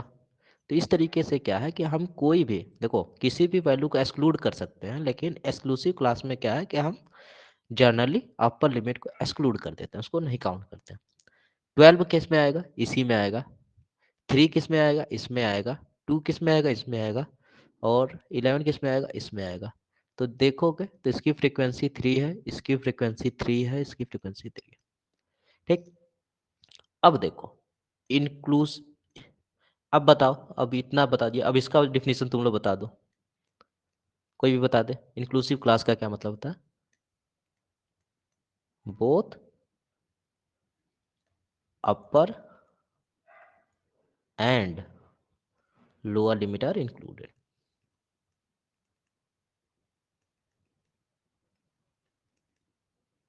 सही है कि नहीं? इंक्लूसिव क्लास का मतलब कि both upper and lower limit are included. Okay, अगर हम इसका क्लासिफिकेशन करें, इसमें देखो अब कोई दिक्कत ही नहीं है।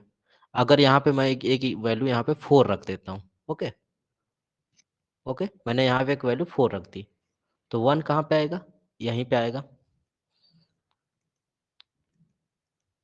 ठीक, टू इसमें देखो ये भी इंक्लूडेड है, ये भी इंक्लूडेड है, तो 1 यहाँ पे आएगा, 5 5 यहाँ पे आएगा। ठीक, 7 कहाँ पे आएगा? इसी में आएगा। 9 कहाँ आएगा? 9 भी यहीं पे आएगा, क्योंकि ये अब इसी में भी ये वैल्यू इंक्लूडेड है। अब 10 यहाँ पे आ जाएगा हमारा, 12 यहाँ आएगा, 3 यहाँ आएगा, 2 यहाँ आएगा, 11 यहाँ आएगा, और 4 भी हमारा यहीं पे आएगा। तो इसका जो फ्रीक्वेंसी टेबल होगा 4 3 और 2। क्लियर है सबको?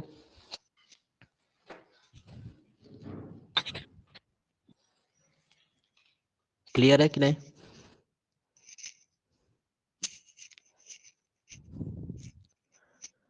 बताओ यहाँ पे,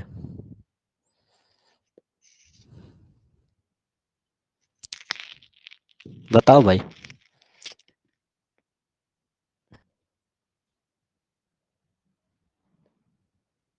क्लियर है? ओके, शुभम को ने तुमको जिम्मेदारी दी थी कि बीच में बोलने के लिए, इसीलिए।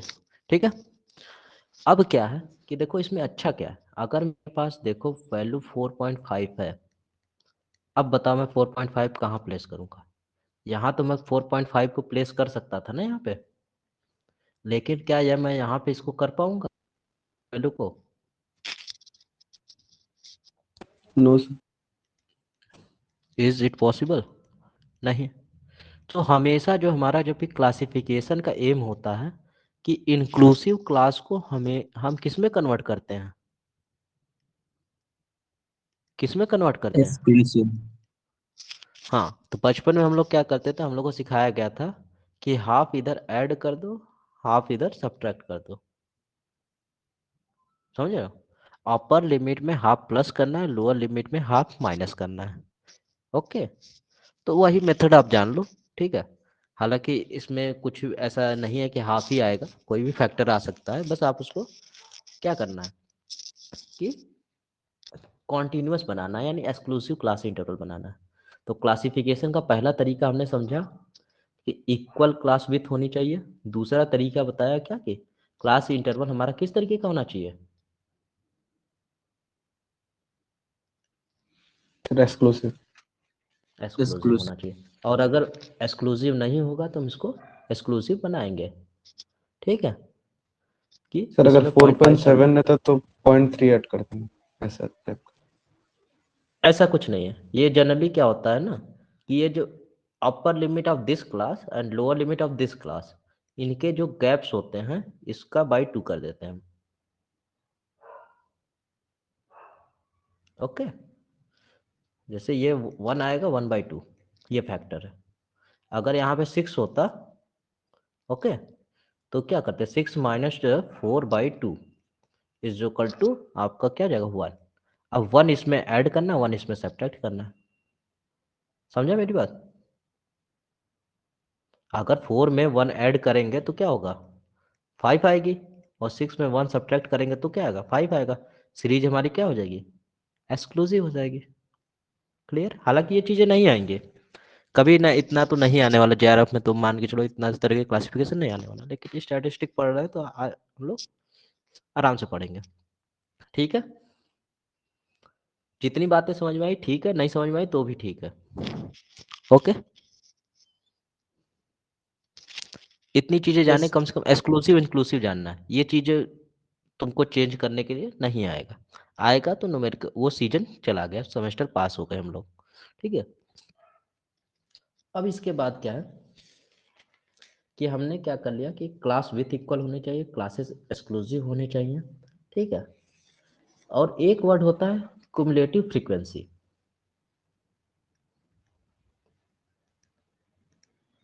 अभी हम लोग बस टर्म पढ़ रहे हैं कि टेबुलेशन में हमको कौन कौन से टर्म्स मिल जाएंगे। ठीक है, फ्रीक्वेंसी, कुमुलेटिव फ्रीक्वेंसी कुछ नहीं है कि अगर मान लो एक्स आई हमारा कोई भी नंबर है 1 2 3 4, और उसके करस्पॉन्डिंग फ्रीक्वेंसी, ये देखो ये जो फ्रीक्वेंसी के साथ लिख दे रहा है इसको 3 10 5 6, ये जो है हमारा क्या है, ये फ्रीक्वेंसी डिस्ट्रीब्यूशन है। अब कुमुलेटिव फ्रीक्वेंसी क्या होता है, एक लेस देन होता है, ये दो तरीके के होते हैं, less than cumulative frequency, less than C F and more than C F. और इससे एक क्वेश्चन आता है कि ये कर्व कौन से कर्व पे होता है। ठीक है, तो ये दोनों, इसको हम रिप्रेजेंट करते हैं, एक कर्व होता है जिसको हम लोग नाम देते हैं, ये याद रखना, एग्जाम पॉइंट ऑफ व्यू से बहुत इंपॉर्टेंट है, ओ गिव कर्व। ठीक है, और इंटरसेक्शन ऑफ, ये मान लो लेस देन ऐसे जाएगा, ठीक है, मोर देन अगर ऐसे आएगा, तो इनका इंटरसेक्शन पॉइंट हमको, ओगिव कर्व का इंटरसेक्शन पॉइंट हमको क्या बताता है, तो ये एक बहुत प्यारा क्वेश्चन है, क्या बताता है,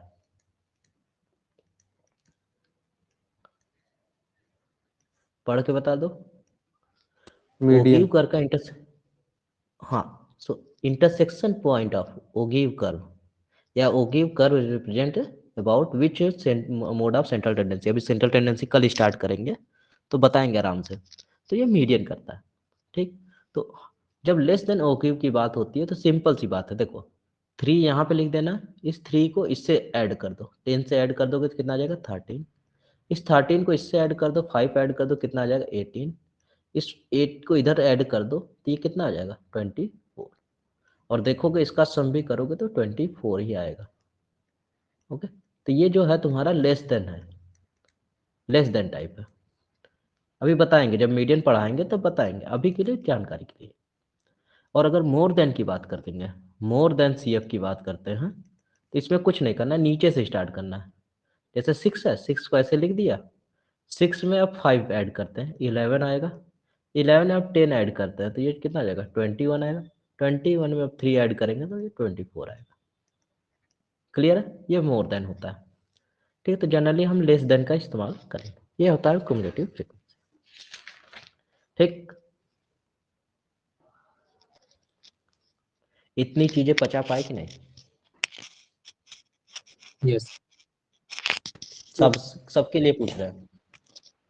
ठीक है, नहीं होगा तो कोई दिक्कत नहीं है, धीरे धीरे इसको समझने की कोशिश करो। सबको समझ में आया? यस ओके, अब बात सर करते हैं क्युमुलेटिव पूछते फ्रीक्वेंसी। हैं सर। हाँ, क्या बताओ भाई। Sir hello, question sir cumulative frequency से आते हैं सर, मतलब बताएंगे बताएंगे कभी कभी। एक तो ये क्वेश्चन मैंने बता दिया जेआरएफ के लिए। ठीक, कभी कभी आपको मीडियन निकालने को दे देगा। ठीक है, आप जब भी पढ़ो, हालांकि ये चीज़ें तो जाननी होगी क्योंकि आप जब एमएससी में जाओगे तो सबसे पहले स्टैटिस्टिक्स ही फर्स्ट सेमेस्टर पढ़ोगे और वहाँ पे मीडियन निकालना होगा। और मीडियन और मोड निकालने के लिए आपको क्युमुलेटिव फ्रीक्वेंसी आना जरूरी होगा, स्पेशली मीडियन के लिए।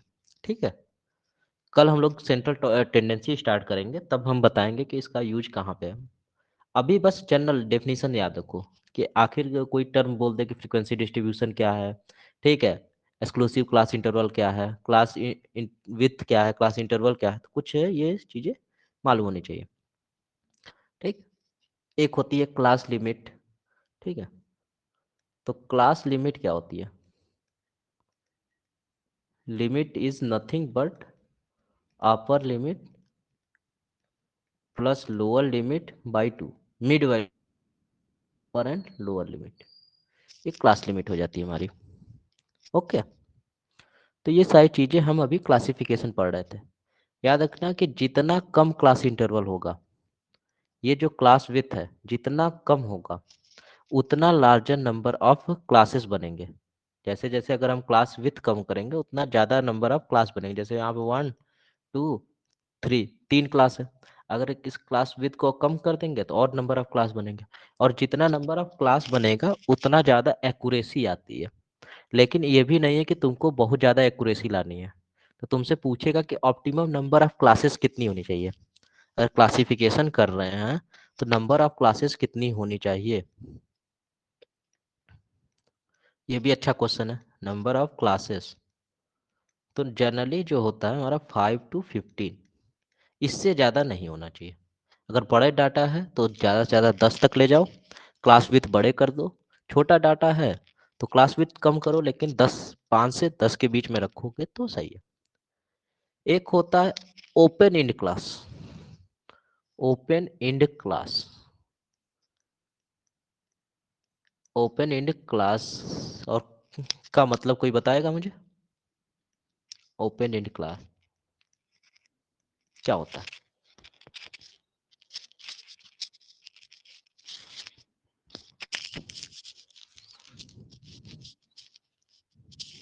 सर इसमें क्लास डिफाइंड नहीं होगी सर इसकी, मतलब हाँ, जो मतलब एंडिंग। कोई भी एक अपर लिमिट या लोअर लिमिट इसकी हमको डिफाइन नहीं होगी। डिफाइन नहीं होने का मतलब क्या है कि एक ऐसा डाटा होगा लेस देन 40। अरे भाई बताओ कहाँ लेस देन 40, तो कहाँ तक लेस देन 40? लोअर लिमिट इसका पता है नहीं, लेकिन अपर लिमिट पता है कि 40 है, लोअर लिमिट पता ही नहीं है, तो ये ओपन एंड क्लास है। या तुम्हारा क्या है कि ये हो गया भाई तो ग्रेटर देन 40 मतलब कहाँ पे जा रहे हैं? लोअर लिमिट तो डिफाइन है, अपर लिमिट डिफाइन नहीं है, तो ये होता है ओपन एंड क्लास। या जैसे अगर हम क्वेश्चनेयर किया होगा, या अभी तुम जस्ट जाओगे फर्स्ट 4 सेम के जो हम लोग फील्ड विजिट करोगे, या क्वेश्चनेयर एक्सटेंशन में वर्क मिलेगा कि आपको जाके फार्मर्स के बीच में जाके क्वेश्चनेयर लेके सर्वे करने होंगे, ठीक है? तो उसमें बात होंगी कि आप ओपन एंड क्वेश्चनेयर बनाओगे या क्लोज एंड क्वेश्चनेयर बनाओगे, ठीक है? क्लोज एंड क्वेश्चनेयर ऐसे होते हैं जो यस नो टाइप होते हैं, जिसके आंसर फिक्स है, ठीक है, कि आइदर ट्रू और फॉल्स, ये तुम्हारे क्लोज एंड क्वेश्चंस होते हैं, ठीक है? लेकिन ओपन एंड क्वेश्चनेयर में क्या होता है कि what is your favourite food, okay, अब तो वो ओपन एंड है, वो कुछ भी बताए, ठीक है, समझे? तो इस तरीके के क्वेश्चन वो क्वेश्चनेयर में दिखते हैं, तो ये ओपन एंड क्लासेस हो। अब जो सबसे लास्ट चीजें हैं आज की क्लास की, कल हम लोग स्टार्ट करेंगे अच्छी सी टॉपिक, ठीक है, जो कि सबसे ज़्यादा वेटेज वाला टॉपिक है मेरे पॉइंट ऑफ व्यू, मेरे लिए, और सबके एग्जाम में अच्छा आता है ये, मतलब कोई भी हो, इकोनॉमी की बात नहीं कर रहे हैं, किसी भी सब्जेक्ट का हो उसके लिए ये टॉपिक अच्छी है। तो कोई भी हो, सबको अगर कोई ज्वाइन करना चाहता है तो उसको शेयर कर देना, ठीक है? अब बात करते हैं ग्राफिकल रिप्रेजेंटेशन में। देखो 3 चीजें आती हैं, एक होता है हिस्टोग्राम,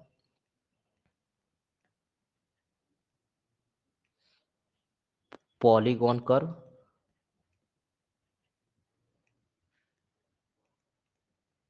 ओके, और फ्रीक्वेंसी पॉलीगॉन।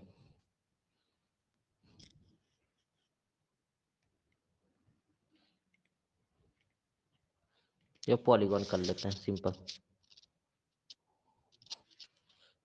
अरे ये सॉरी, ये होता है हमारा frequency curve and frequency polygon.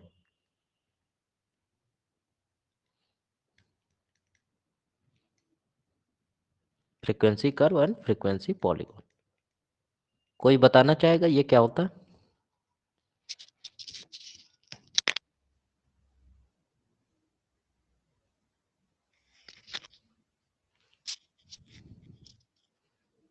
बताओ, एनीवन?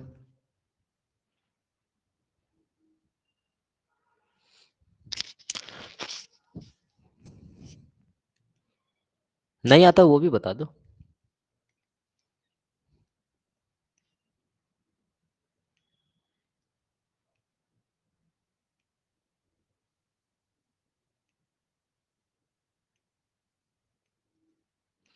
ये होता है हिस्टोग्राम। हिस्टोग्राम्स क्या होते हैं, इसमें कॉन्टिन्यूअस रेक्टेंगल होते हैं।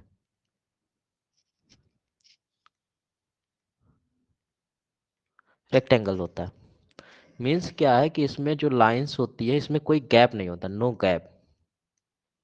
ठीक है, नो गैप।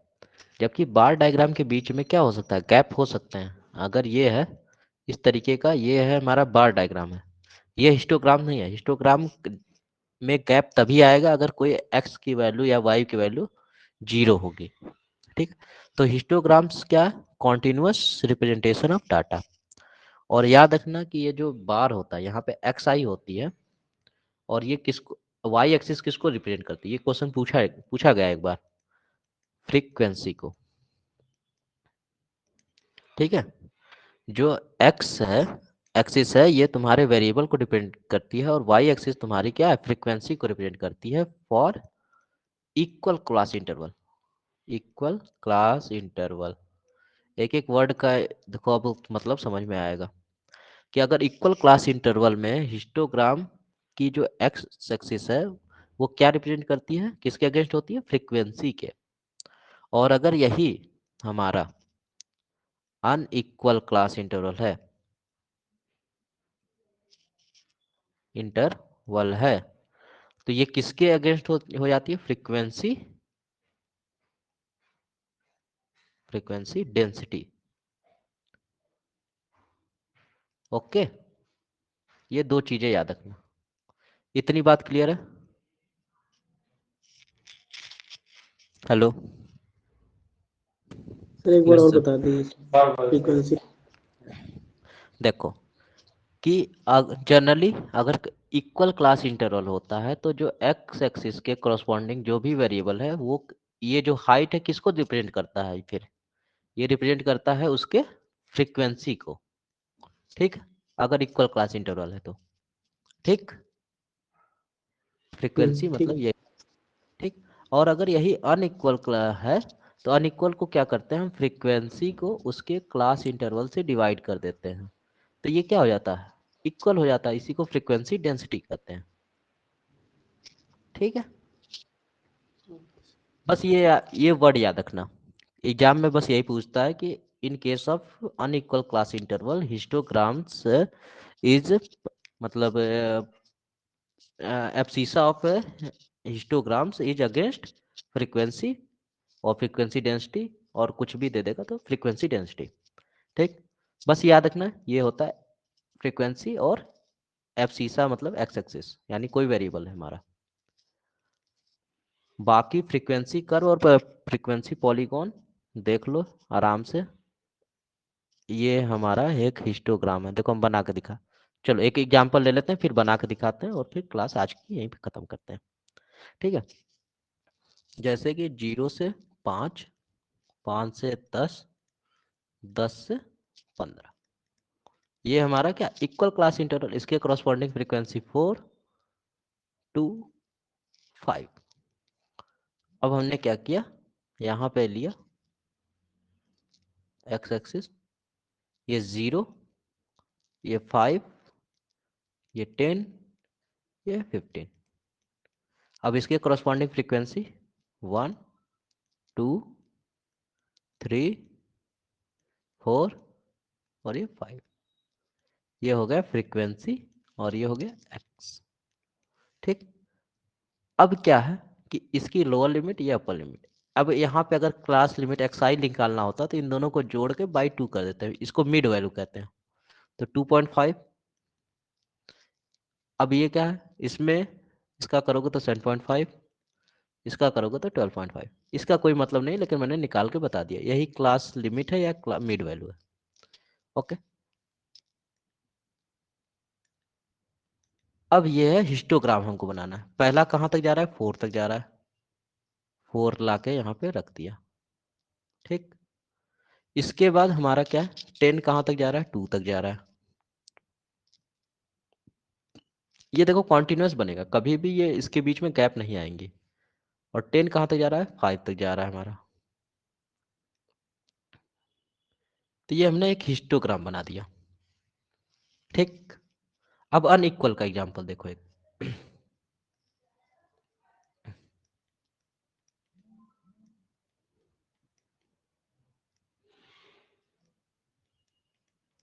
ठीक, सेम चीज है।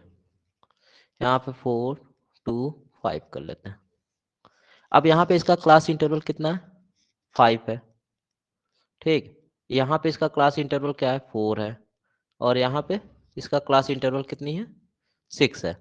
तो यहाँ पे फ्रीक्वेंसी डेंसिटी हो जाती है। यहाँ पे अब सिंपल फ्रीक्वेंसी ना लिख के हम यहाँ पे, हालांकि न्यूमेरिकल वैल्यू मैंने इस तरीके से लिया है कि अब कैलकुलेट करना पड़ेगा। ठीक है, तो ये यहाँ पे जो है अनइक्वल क्लास इंटरवल में ये तुम्हारा फ्रीक्वेंसी डेंसिटी के अगेंस्ट हो जाती है। ठीक है, और इक्वल क्लास इंटरवल में फ्रीक्वेंसी के अगेंस्ट होती है। इतनी चीजें दिमाग में होनी चाहिए।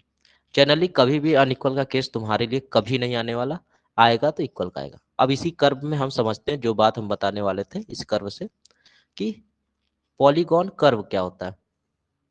अरे सॉरी, फ्रीक्वेंसी पॉलीगॉन क्या होता है और फ्रीक्वेंसी कर्व क्या होता है। तो फ्रीक्वेंसी कर्व जो होता है, जिसको हम क्या, हिस्टोग्राम्स के जो मिड पॉइंट्स है, ये जो मिड पॉइंट ऑफ हिस्टोग्राम है, इसको अगर हम स्मूथ हैंड से अगर ज्वाइन करते हैं तो ये क्या जो बनता है उसको फ्रीक्वेंसी कर्व कहते हैं। स्मूथ हैंड से अगर हम इसको ज्वाइन करेंगे तो ये हमारा फ्रीक्वेंसी कर्व बनता है। और फ्रीक्वेंसी पॉलीगॉन जब हम स्केल के हेल्प से यानी स्ट्रेट लाइन बनाकर ज्वाइन करेंगे तब ये हमारा बनता है फ्रीक्वेंसी पॉलीगॉन। तो जैसे देखते हैं, ये इसका मिड पॉइंट है, ये इसका मिड पॉइंट है, ये इसका मिड पॉइंट है। अगर मैं इसको देखो, यहाँ से ऐसे स्ट्रेट लाइन मानना, ये स्ट्रेट लाइन है और ये भी स्ट्रेट लाइन है, मान लो यहाँ से जाता, तो ये हमारा जो बनेगा इस तरीके का स्ट्रेट लाइन है। तो ये जो हम स्ट्रेट लाइन से ज्वाइन कर रहे हैं तो ये हमारा जो बनेगा ये है हमारा फ्रीक्वेंसी पॉलीगॉन। फ्रीक्वेंसी पॉलीगॉन है। और अगर हम वही रफ हैंड से या स्मूथ हैंड से कुछ भी ड्रॉ करते हैं तो वो हम जो भी चीज़ बनेगी वो हमारी, जैसे ऐसे आए, ऐसे लेके ये ऐसे करके इसको ज्वाइन करते हैं तो ये हमारा बनता है फ्रीक्वेंसी कर्व। तो इतनी सारी चीज़ें थी डाटा के कलेक्शन, क्लासिफिकेशन, टेबुलेशन, और इसी के बेसिस पे फिर इंटरप्रिटेशन होती है। ठीक है, तो आज के जो भी टॉपिक थे हमने जनरल स्टैटिस्टिक के बारे में पढ़ा। ठीक है, क्या होता है स्टैटिस्टिक की डिफिनेशन, क्या होती है, कैसे डिराइव है, क्लासिफिकेशन में क्या क्या चीज़ें जरूरी होती हैं। ठीक है, एक चीज़ें होती है ग्रुप डाटा, अनग्रुप डाटा। हालांकि क्लासिफिकेशन वर्ड से ही समझ में आ जाता है कि ग्रुप डाटा और अनग्रुप डाटा क्या होता है। तो ग्रुप डाटा वो डाटा जो उसको क्लासिफाई नहीं जिसको क्लासिफाई किया गया है on the basis of similar. और अनग्रुप डाटा जो मतलब डायरेक्ट कलेक्ट करके आया है वो हमारा। अब बात करते हैं सिलेबस के वेटेज की। किन किन टॉपिकों को हमको प्रियॉरिटी ऑर्डर में पढ़ना है। सबसे पहला मेथड जो है डिस्क्रिप्टिव मेजर, जिसको कहते हैं हम लोग, क्या कहते हैं, डिस्क्रिप्टिव मेजर। ये सबसे ज्यादा वेटेज का टॉपिक है और कल का क्लासेस इससे ज़्यादा इंपॉर्टेंट है। और कल कुछ चीज़ें अगर नहीं समझ में आएगी तो एटीट्यूड याद भी कर लेना। आज की चीज़ें जितनी समझ में आई अच्छी हैं, नहीं समझ में आई कोई ज़रूरत नहीं है, मतलब एग्जाम पॉइंट ऑफ व्यू से कम आएगा। इसमें हम लोग कल मीन मीडियन मोड पढ़ेंगे। ठीक है, सेंट्रल टेंडेंसी के मेथड पढ़ेंगे, डिस्पर्जन के मेथड पढ़ेंगे, कर्टोसिस पढ़ेंगे, स्क्यूनेस पढ़ेंगे। दूसरी चीज़ें हैं, दूसरा जो वेटेज का सब्जेक्ट होता है तुम्हारा डिजाइन ऑफ एक्सपेरिमेंट।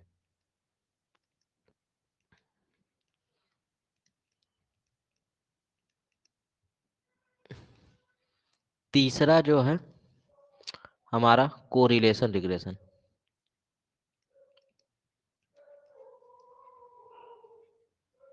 रिग्रेशन। चौथा है डिस्ट्रीब्यूशन। और उसके बाद एप्लीकेशन ऑफ टेस्ट।